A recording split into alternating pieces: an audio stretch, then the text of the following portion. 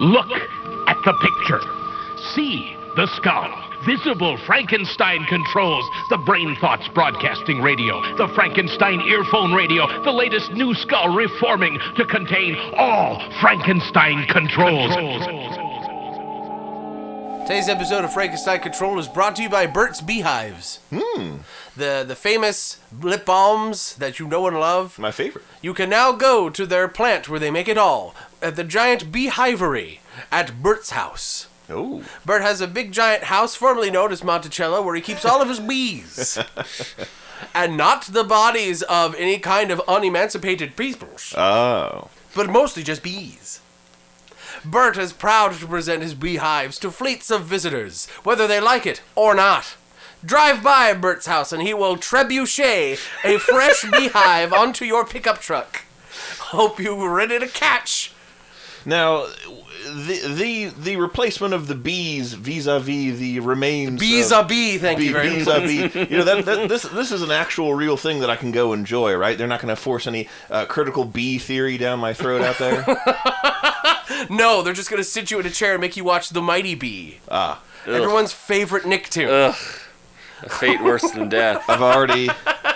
I don't know what that is. Oh, Am I lucky to not know what that is? Yeah, it's like not even. I don't think it was even that bad. It was just forgettable. Yeah. As a lot of those mid-2000s kind of Nicktoons were. It God, who remembers Yakety Yak? I know it had a lot of like the gross out humor a la Ren and Stimpy. Oh, did it? But without any of the charm. Oh. Yeah. That was a lot of things back then. A lot of things were just like, hey, let's put that's that unfortunate, humor in here. And Well, that's unfortunate because like the main character of that show was a girl, right? Yeah. There aren't enough girl shows where they have kind of humor, you know? Yeah. I would have preferred that, but like something about it just didn't ring true when it came out. I don't know. Yeah. Oh well, someday. Wait, there's got to be a show though. There has to. oh, okay. I just Google Where imaged a it. girl am gross. Where just Isn't it funny? a girl has wacky adventures and sometimes there's like flapjacky kind of things. You know? There's a show called like Molly McGee and the Ghost. I haven't seen it. Oh, the ghost is voiced by Master Shake. I'm pretty sure. It's either that or Carl. That's two wildly varying ghosts. Yeah. Oh, Weezer, you mean, Jimmy? The only thing I've really seen about it is apparently the premise was that like this ghost has to haunt this girl, and he tries to do all these like scary things, but she's into it and isn't scared or put off by any of it, and then the ghost is like, I want to be good now, and doesn't do mean things to anybody. I'm freaking turning over a new leaf here, ghost-wise. Something like Every that. clip I've seen is like somebody fucks with Molly, and then Ghost is like, hold on, I'll be right back, and he leaves, and then you just hear, like a person scream off screen. Okay. So I think the Ghost does fuck with other people besides Molly. Just not Molly. Yeah. It's just when it's deserved and asked for. You know what? Honestly, this is just basically the modern day equivalent of that one cartoon of the little girl who has the vampire come over to her Oh house. yeah. Yeah. I forget what it's called. Fuck, what was that called? I remember liking it, but I think that was just a pilot. Yeah, that's right. It was a cartoon pilot. Yeah. By the way, I Google imaged The Mighty Bee, and I remember seeing like promos with that imagery, but I never watched that show. I think that might be also it. That's everyone's experience with that show. Yeah. Is just like it was a lot. That the main character's design was a lot. Yeah. It like she had one too many features that makes like, you know, you can have a couple of visual flaws in a main character of a show and still retain curb appeal, but eventually you just tack on too many things with the buck teeth, the stout body structure, the big giant goofy glasses, the dorky Girl Scout uniform. Taylor, you're describing your own childhood pictures. Exactly. That's where all your resentment comes Why from. do you think I don't have a boyfriend, girlfriend? They all saw that I'm the live-action Mighty Bee movie. And not a mighty copy of the Bee movie. The Mighty Bee movie. It's just the B movie, but it was like reanimated over by someone with a muscle fetish. Do you like germs? The main lady in that movie looks like somebody. In B-movie? Yeah, the I haven't lady seen it. in B-movie. A soulless, uncanny demon? Uncanny Valley demon? Honestly, if we're talking about unattractive designs, can we do an unpopular rewind, loop around back to a little movie called Megamind? Mm-hmm. Yeah, nobody in that movie looks good. That's a great movie, by the way. I really like the movie itself. It's just all the character designs are gross. I completely... And they horrify me. I wouldn't say I'm that badly affected by them, but neither did I ever really like the character design. I like Megamind's character design only. Yes. Megamind's That's design, what I mean. the regular, when you try to do that art style and have it be regular people... The non-Megamind humans, they all look weird. Well, that's what I'm thinking is that, initially, I'm sure all the other character designs were a lot more, shall we say, human-looking. Mm-hmm. And then, their test audiences were like, Megamind's really ugly. Yeah. So, and I'm sure Megamind looked the exact fucking same. Yeah. So, what I think they did was they made everyone else ugly, and they go, no, it's just the style, see? Yeah. And then the test audiences go cross-eyed and drool a little bit, and they fall over. That is one of Lissa's favorite... They fucking twiddle their fingers in their belly buttons and go... Ew. Horse apples.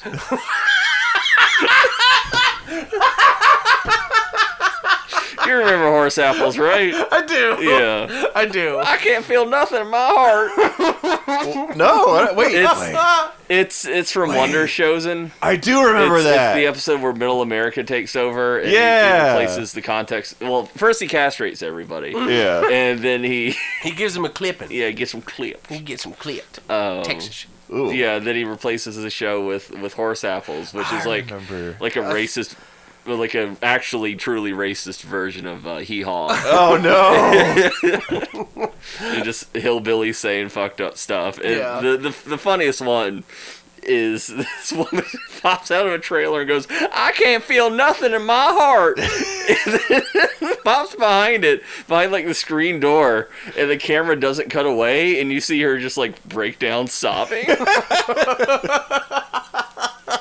That's fantastic. I do remember that now. Yeah. I get Wonder Chosen confused with Whitest Kids You Know and a couple other things that and not because they're really similar, but more because you showed them to me at the same period of time. We all ran together. Yeah. And that weird thing with the vomiting hillbilly puppet. That's from an artist named Jim Ether. Yeah. That made a series called Poem Time. Yeah, that was very weird. That's right. And he went to the hospital waiting room, and there was a puppet just constantly vomiting. Yeah, and it looked like a weird old minor 49er kind of hillbilly kind of guy, and it was just like bleh, bleh, bleh. I had not seen the movie Eraserhead until after that, and much longer after that. And I watched it. I'm like, that Jim Ether bit hits different after you watch it. After you watch Eraserhead, I will say. This is Lynchian. Yeah, it's downright Lynchian. It's the same sort of bizarre fear of human interaction. Yeah. There was some kind of a thing where I was reading about some project David Lynch did or had just made at the time. Frank Herbert's Dune? No, it wasn't Frank Herbert's Dune, although the new Dune is awesome. Go see it. It was Rank Ferbert's Dune. Rank Ferbert. Today's episode of Frankenstein Control is brought to you by Rank Ferbert's Doob. He's a guy that has money. Rank Ferbert's Nude. Oh, no. It uses the same letters. You can just No. flip them. That's funny, and I never thought about that, but it's totally true. How come there aren't a bunch of memes mocking that right now? Where's the porn parody? Yeah, because where they fuck the shy halud. Because the internet has to be family friendly no matter what it is. So if you make it the Frank Herbert's Nude, then you're probably gonna have nude people in it, and then that'll trip all the filters. I guess everyone is technically nude under under their put still advertising suits. on it. We're all nude under our clothes, B-right? Yeah. Well, I mean, I'm not. In Dune, you have on Dune, you have to walk around wearing what's called a still suit, which is basically a skin tight wetsuit kind of a thing that you're naked under, and it recycles all your sweat and pee and poop, and you're poopy. You're supposed to go to the bathroom in it, and it prevents your body from. So what you're saying water. to me is that even in the most dramatic moments of a high octane tension and dramatic effect, people are shitting themselves? Yes, everyone's walking around with a load in their pants. Like, you are the chosen one, Dinglebat. Dinglebat. I couldn't think of a funny name. So I said Dinglebat. Paul Dinglebat. His name is Paul? Paul Not Atreides. Purvis? No, you told me his name was Purvis. Purvis Atreides. The name that will inspire a holy war like unquenchable fire. I'm lost now. Now I'm lost. And that's saying something. Oh, okay. Was it supposed to be Paul instead of Purvis? He has, his name is, he has like visions of, Sugar plums? becoming, he has visions of becoming like the Messiah, basically. And he's like, I see like a holy war spreading across the galaxy, banners in my name, like spreading across the galaxy like unquenchable fire. It's in the books, too. And then someone's like, yeah, we all get the same vision. You learn to ignore it. Your first couple weeks on Arrakis, you see that shit all the time. You get used to it. It comes with there being cocaine in the air and whatnot. Yeah, it's a Screaming Skull. We've seen it. That movie was so scary, I got a free coffin out of it. Oh, yeah. My dad liked that movie. And he got a free coffin out of it. Yeah, no, that's one of my favorite Mystery Science Theater episodes, The Screaming Skull. It's great. That's a great one. With Mickey. Mickey Mouse. Who they thought that a mentally challenged person who should portray it if none other than Snagglepuss. What? The guy in that movie sounds like Snagglepuss. Mickey. Oh. Mickey! I don't remember him talking. The mentally troubled groundskeeper. Yeah. He sounds like Snagglepuss. Oh. You told me you were going to be back. Exit stage left. I get that voice archetype confused with the Paul Lynde voice archetype. The Paul Lynde... That would have been a much more whimsical movie if the troubled groundskeeper just came in and said, well, hey there, Mr. Smith. You're going to kill your second wife again? This is the plot to What Lies Beneath, but nobody'll tell anyone. Harrison Ford just needs a paycheck. That's funny. It's been a very long time since I've seen What Lies Beneath. It's probably pretty good. But it is the Screaming Skull. It's legit the Screaming Skull. Yeah, it is. It is exactly the Screaming Skull. Because I remember watching that movie, and then not too far afterwards, like maybe like a couple months at most, I saw that episode of Mystery Science Theater. Yeah. And I don't know what was in syndication or what was on video or whatever, but I saw one and then the other in quick succession. I was like, even middle school me is like, hey, wait a minute. Wait a minute. Wait. It's like that time Ada came over and we watched the first Robert Downey Jr. Sherlock Holmes movie, and then right after that we watched The Great Mouse Detective, and you're like, we just watched the same movie twice. Yeah. Except one was way better. Mm-hmm. And you both better say it was The Great Mouse Detective. Oh, we watched that for the first time. I showed that to Lissa. She'd never seen that before. Oh, never seen The Great Mouse Detective? She fucking loved it. Oh! Like, this is awesome. She's like, how have I never seen this? This ruled. Is she gonna get like a super hyper autistic mega fixation like I did in college and watch it literally every day for like a year? A depressive episode of sweat and anger? No, probably not. But she does that with other things. We all do. Of course she did. We all did. We all did. That actually happened, by the way. Yeah. You know, we cope with hard times the way we have to. There's no shame in that. I coped with hard times by watching Rattigan over and over again. You've been smoking copium. That's good. What is this sort of copium den?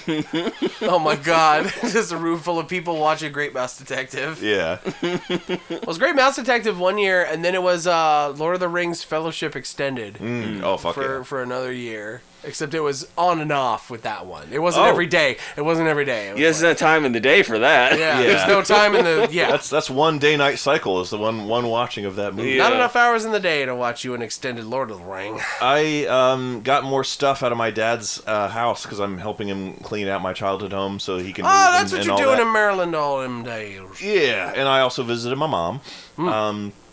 But I was getting some of my old childhood stuff out of the basement that like it's been down there for like 26 years. The same as like the Filmo, the Furby that I had Ada turn into a long Furby. I got Dilmo, by the way. Oh, you did? Yeah, I did get Dilmo. I'm not sure if I will or not. Aww. I'm not sure if I want to have Dilmo turned into a long Furby or if I might keep him as is for vintage sake. But come on. I'll consider it. Come on. What color is he? He's sort of brown giraffe print. Was he the same color as Filmo? No, Filmo is white. Filmo is white. Dilmo is like sort of brown with spots. No, the Filmo you gave me. He's like sort of white with checkered with spots, isn't he? No, he had a white belly, but his body was like mottled gray. Yeah, he's definitely like Dilmo is definitely brown. Like not gray, but like actually like dark brown with spots, and like his mane is black. Okay. Look, the important question is, did you find a jewel-encrusted casket at the bottom of your basement, and was Mr. Chickens inside? No, he was not, but I did find the rest of my soldiers. Oh my God, you found the Small Soldiers movie on DVD? I wish. I found shit tons of. I found all my orcs from the Lord of the Rings movies. Oh my God. I had my boy Grishnak. I had my boy Ugluk. I had fucking Mauher and all of them fucking orcs. And I even had a figure of Haldir, which I forgot that I had a figure of Haldir. Haldir is that elf that shows up who's like... Tell me, what is Gandalf? That one, yeah. Yeah, really? Yeah, I think he's that one. Oh, no, that's Celeborn, isn't he? No, okay, wait, is Haldir the one who shows up at Helm's Deep and he's like, I'll fight next to you. Ah! And he dies? He's that one. He's that guy is the captain of the guard for Celeborn, the other dude. And Galadriel's mirror that she forgets to clear her search history on. And has been searching Galadriel feet on her own mirror. She wants to see where she stacks up on WikiFeed, all right? Yeah. It was her who got Ethan Klein banned. I cannot compete with this Klein. I have seen it in the rocks. So I will diminish and go into the web. I will diminish and go into the OnlyFans. I found all my orcs. I also found all my Pokemon figures. I had shit tons of Pokemon figures. So cool. Did you have Pokemon cards? No, well, no. See, the thing is... See, he's saying no because he doesn't want anyone to rob him. No, well, I have a gun. They'll steal the gun. They'll steal the Pokemon cards and the gun-type Pokemon. Go, gun. Fire steel. I did used to refer to my Litten as that I named Spooky after the late great Spoosifine. Oh. But Spooky was my highest it was my starting, so it was my highest level 1. Yeah. So I'd be in battle and I'd be like, trying to use my other Pokemon so they could get some experience, and I could use the whole roster at some point in the fight. But sometimes certain opponents would just piss me off, and their Pokemon would Fuck this! I'm getting my gun. Yeah, I'd be like, you're getting spooky and you're getting shot. That's what I had in the 4th generation. I got a Porygon Z, and it was when I first learned about EV training. And so I EV trained up a Porygon Z in special attack and taught it Hyper Beam. Yeah. And I just named it Gun. Yeah. Because it EV trained in speed and special attack. Not Porygon?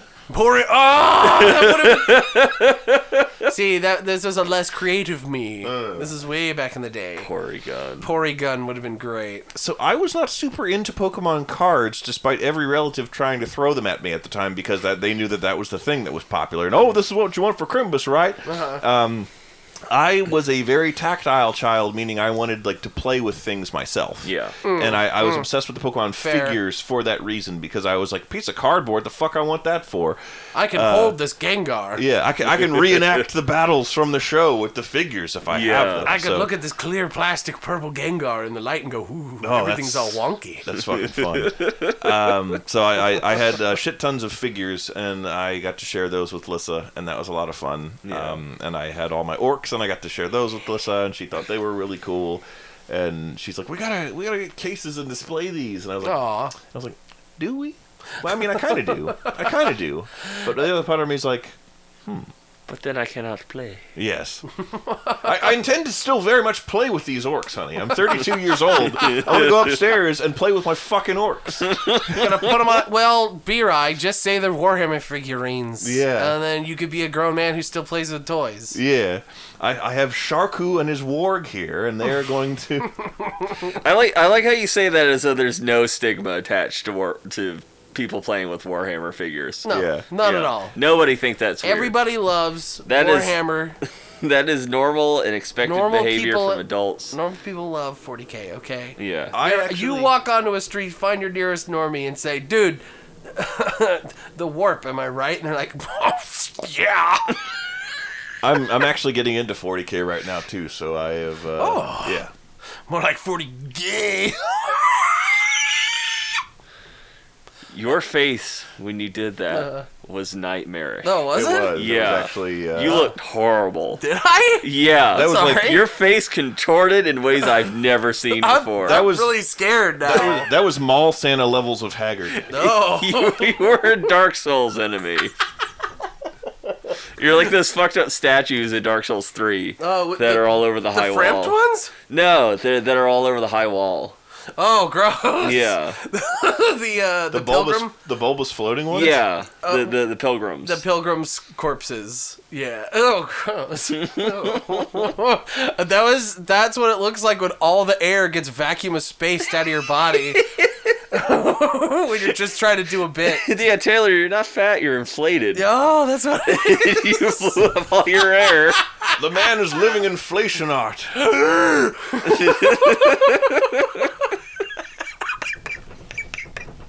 Oh my god. Yeah, I'm sorry I scared you all. I didn't mean to. Your microphone blocked most of it on my end. I was just trying to make a overly exaggerated gasp of death. And you died. And clearly I died for a moment. It felt like it. I got a big head rush from that. Yeah. It felt like my soul left my body. Then you turned into a ghost voiced by Master Shake. I gotta go hack the neighbors now. Well, I will pee all over my pants, and then he'll be looking back. You? Oh, Master Ed Shake. That show was such a... What, Aqua Teen? Yeah. It's one of those things I wish I could experience that show for the first time again. Yeah, it's very Because, strange. I've seen a lot of the episodes multiple times, so they've lost their novelty. Oh, yeah. I've seen all of them that many times. That's one of those things where it's like, how do I explain this show to other people who have never seen or heard of this before but want to know what it is? Yeah. I don't think I'm able to explain So this. let's all try to explain Aqua Teen Hunger Mm-hmm. Force. It's Always Sunny, but with cartoon characters. Yeah. Yeah, I had something to say, but it's gone now. It's always sunny with cartoon food. Yeah. Nobody's the good guy. Yeah. Everybody's a weird piece of shit. Maybe Meatwad a little bit, but I don't know. I haven't seen enough of the show. Every time I see Meatwad, he just wants to like goof off. That's it. That's all he want to do. He has his means. He's the Charlie. He really is. For the most part, he's just a mentally handicapped weirdo. But if he's placed in positions of power, he does terrible things. Yes. If you give him any kind of power or ability, it immediately goes to his tiny, empty head. Or it's just like his childlike naivete just overlooks massive danger. Yeah. And he just can't be trusted in that regard. Like that time he was like... He got like a giant brain or something. Yeah. And levitating shit. And he like summoned Santa. Yeah. And burned all of his skin off. That's my favorite episode because it's so fucking funny when he's like, "I'm Horror Claus," and he has the fucking soccer skin. Like that's the one where he's like, Wait, Santa Claus became Horror Claus because Meatwad summoned him with his giant brain? He summoned him, and then like all of his skin got burned off. Well, because the Easter egg, a giant Easter egg Godzilla monster, and Santa's like, oh, what's going on out here? Oh, and he just gets roasted by it and like falls down, and like you hear him smoldering and like screaming in the background while other people talk for like a minute, and then he's like, oh god, and he's like, it just looks just horrifying and skinless and burned. Oh. That's the one where he's like, oh fuck, I used to remember the quote all the time because that's literally my favorite episode, and now I can't even remember it anymore. But I quote that all the time because it's not far. Oh, bizarre. No, it's the one. The part I quote from Meatwad in my head that I quote all the time is pizza. No, it's when you're a damn witch. It's when you're distracting him, Taylor. Oh, okay. It's when he asks for a specific bike, and he is given a different thing, and he said, and he's like in a dangerous, like, don't give me the wrong thing or I'll kill you kind of mood, and he just calmly goes, what the hell is this? And I use that whenever I'm presented with something that I'm very displeased with. Just sort of jovially, what the hell is this? I like the bit towards the end where, like, Santa still has to do Christmas. Yeah. So he's, like, roped the three of them into doing it. Yeah. And Frylock is, like, trying to run the thing while Meatwad makes the toys. Yeah. And while, like, Santa's in, like, a respirator. That's when he has the soccer skin. Yeah. And he's like, a soccer and, like, ball. it's like the back of the sleigh. And Frylock's like, okay, Jimmy here wants a wooden train. And Meatwad's, okay, wooden brain coming up. And he makes a wooden brain. Yeah. Just give it to him. Yeah. He's not a bright child. He's not a bright child. Meatwad's got the easiest to impersonate voice on the show. Yeah. He does. Literally anyone can do this. Yeah, pretty much. Just need to go on easily and a little bit southern. Yeah, just you do a got little your bit southern, Meatwad. then you can be Meatwad. That's what you can do. You just be Meatwad. Have a good time, Frylock. Your early series Meatwad there for a little bit. Oh, really? Yeah. Oh, where? Did he sound more like this in the early season? He was a little bit harder to understand earlier on. And then And then they're like, could you clear it up just a little bit? And he's like, okay, I can do that. I think it's more he just got better at doing the voice. Oh, yeah. Over time. It's a fun voice to do, for sure. And it's funny, that show actually kind of exemplifies the levels of ease of which to do an impression. Because Meatwad is the easiest, and then Master Shake is kind of in the middle with Carl, and then Frylock is impossible. Yeah. Because he's someone's normal speaking voice. Yes. And you can't imitate just some guy. And that's, I think, a perfect way to demonstrate that for people who are like, you can do impressions. I'm like, I could do some impressions, and here's why. Yeah. And it's like, I'll never be able to do a Frylock impression. And on a good day, I could do a Carl or a Master Shake. Milkshake. Milkman. I could do Milkman. And then any day of the week, I could do Meatwad. And it's because impressions just work like that. Yeah. And it works a lot on, like, the cadence. The cadence of how somebody talks over, like, a whole bunch of other shit. Yeah. And then when also they have a unique cadence and a unique kind of voice tone that's easy to imitate. That's a double layer right there. Yeah. And that's how anyone could do a Meatwad impression. And that's Taylor Russell's Impressioning 101. Welcome to his TED Talk. Welcome to Impressioning 101. Now all of you will give me $20 right now. Your Master Shake is dangerously... It's good. But it's dangerously good. It's dangerously close to your Trump impression. Some of the peripheries there. that's a weird one. Which I've is never just heard to that. say that Donald Trump was just what it would be like to have Yeah. Master Shake as the president. Yeah. The kind of was. It's exactly that. Egocentric, no empathy. Yeah. Just Extremely stupid. very easily distracted. Switches gears like nothing. Yeah. I just typed coffee into Facebook. And now everyone's going bullshit crazy. You gotta do, like, the Trumpisms, like, but in the Master Shake. Crooked Hillary. I was Don't watching. do the breathing! The breathing is You great. motherfucker! The breathing is so good though. You're supposed to be Shake. It's both. Shake doesn't breathe. He's a cup of goo. Ew. Yeah, what is Shake full of? Pistachio. Yeah. Canonically. Yeah. Canonically full of He's like squirted it out pistachio before. ice cream? Milkshake. Oh, okay. So he actually is full of a milkshake. Yes. Okay. He gets knocked over occasionally. And it's pistachio flavored. Yes. I could go for a pistachio milkshake. I like pistachio ice cream. Yeah. It's good. Oh, and God. green. We got fucking pumpkin pie ice cream at Wegmans that has bits of crust in the ice cream. Oh God. It's fucking good. Pumpkin ice cream. It's good. Say the line, Bart.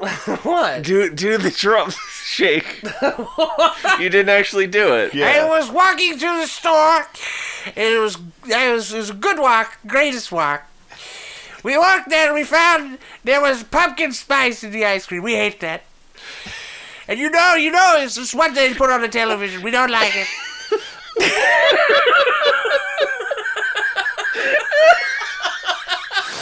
Oh, God. Oh. God, that's stupid. That was funny. Oh, man. That was a journey. Gotta wheel me out on a gurney. Gurney journey. All the air has left my body multiple times tonight. I'll be a strange prune. The holiday season is coming up, Ada. Yes. We gotta watch the Phineas Prune episode of Oh, Mr. no. Oh, I can't. I don't think I can't can stand any more Baby Whipple. I don't think I can rewatch that one. That one's so terrible. Well, that's okay. We can watch Santa Claus. That's then, the good one. with Pitch and the devil. Oh, that bitch. That what? My favorite joke in that is like the something that's talking about the shadow of even hidden desires or something, and he's like, "Kids, this is so Jungian." Of course you'd like that joke, you smart man. It's funny because he has a giant gross mouth machine and the horrifying reindeer. Oh, I like when it does. It shows the big mouth talking, and it's like, that's a mouth, right? Yeah. It's just like no uncertain terms. Ew. Yeah, it looks like a big ass gross prolapse sticking out of the wall talking to you. Santa's been treed by coonhounds. That's right. Santa's patience is tested as he's trained by a coonhound. Oh God, yeah, that's a good one. That's a great episode. I like that one a lot. If a professional has a lasp in quality in their work, is that a prolapse? Prolapse? Prolapse. There we go. Fuck. Ada's having a prolapse Yeah, right now. a prolapse. Is that water or gin? It's both. It's water. You gotta water down your gin a little bit. Mm-hmm. It stretches it farther, like a prolapse. Oh no! That's it. That's what it is. Well, Frankenstein Control is brought to you by water, nature's prolapse. And then Deer Park is going to immediately adopt that as their slogan. It's going to print it on the bottles. And not give me any fucking money for it. Of course not. No! Nature's prolapse. Nature's Prolapse just sounds like a company name, like a really shitty one. No pun intended. Now even you know I am a menace. I hand you the secrets to save the entire human race and the entire universe.